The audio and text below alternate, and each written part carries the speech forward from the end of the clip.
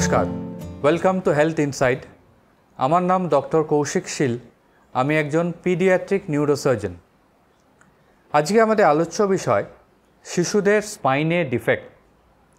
অনেক সময় দেখা যায় কিছু শিশু ভূমিষ্ঠ হওয়ার পর যে ওদের পিঠে একটা ডিফেক্ট থাকে, যেখান দিয়ে ভেতরে যে স্পাইনাল কর্ডের নার্ভগুলো সেগুলো বাইরে বেরিয়ে থাকে। একে স্পাইনা বাইফিডা বলে। হাজারে একজনের শিশুর এরম দেখা যায়। অনেক ক্ষেত্রে শিশুর জন্মের আগে মায়ের গর্ভাবস্থায় যে আল্ট্রাসাউন্ড স্ক্যানগুলো করা হয়, সেই স্ক্যানেও এটা ধরা পড়ে।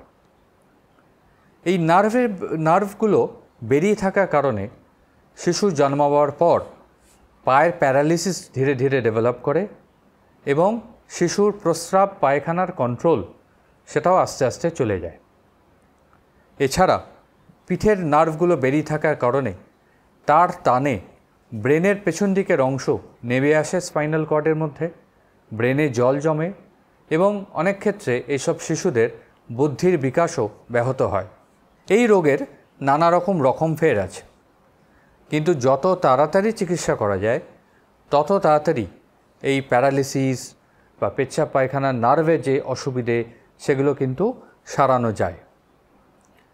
এই শিশুদের জন্মাবার পরই সঙ্গে সঙ্গে এমআরআই স্ক্যান করা হয় এবং জন্মের 72 ঘন্টার মধ্যে অপারেশন করে এই নার্ভগুলোকে যথাস্থানে ঢুকিয়ে দিতে হয়। যদি দেরি হয় অপারেশন করতে, তাহলে কি হয়, এই নার্ভগুলো যে বাইরে বেরিয়ে আছে সেই নার্ভগুলোর মধ্যে ইনফেকশন হয়ে নার্ভগুলো নষ্ট হয়ে যায়। তখন ভেতরে ঢুকিয়ে অপারেশন করলেও কিন্তু এটা পায়ের যে পাওয়ার, পায়ের যে শক্তি, সেগুলো ফিরে আসে না। তাই জন্য এইসব শিশুদের জন্য টাইমিংটা খুব ইম্পর্টেন্ট। অনেকে হয়তো চমকে উঠবেন যে এত ছোট বাচ্চার, একদিন বা দুদিনের বাচ্চার কি করে নার্ভের অপারেশন হবে। কিন্তু বিশ্বাস করুন, এটাই হচ্ছে ভালো হবার একমাত্র পথ। একমাত্র তাড়াতাড়ি অপারেশন করলেই এই বাচ্চা চিরজীবন পঙ্গুত্বের হাত থেকে বাঁচবে। এছাড়া প্রিভেনশন হিসেবে আমার পরামর্শ হচ্ছে, যখন কোনো দম্পতি প্ল্যান করবেন যে এবারে ওনারা বাচ্চা নেবেন, কনসিভ করার সময় থেকেই মায়েরা যেন জিঙ্ক এবং ফলিক অ্যাসিড খান।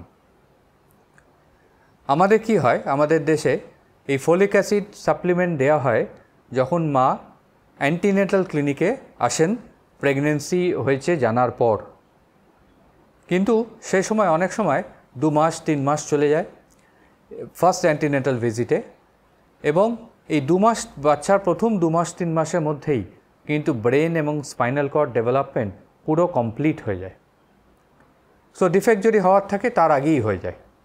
সেই জন্য আজকালকার দিনে আমরা বলি যে বাচ্চা প্ল্যান করার সময় থেকেই, তখন থেকেই মাকে যদি জিঙ্ক এবং ফলিক অ্যাসিড খাওয়ানো হয়, তাহলে দেখা গেছে এই ধরনের ডিফেক্ট প্রায় হয় না বললেই চলে। বাই চান্স যদি কোনো বাচ্চার, আপনাদের চেনাশোনা কোনো শিশুর যদি শোনেন এই ধরনের ডিফেক্ট নিয়ে জন্মেছে, সঙ্গে সঙ্গে স্নায়ু শল্য চিকিৎসকের সঙ্গে যোগাযোগ করবেন এবং তা খুব তাড়াতাড়ি অপারেশন করলে বাচ্চার লং টার্ম কোনো প্রবলেম হয় না। এই অসুখ সম্বন্ধে, যাকে স্পাইনা বাইফিডা বলে, এই সম্বন্ধে আরও যদি আপনাদের কোনো কোশ্চেন্স বা কমেন্টস থাকে, তাহলে আমাদের ইনবক্সে দিলে আমি সাধ্য মতন সেটার উত্তর দিতে চেষ্টা করব।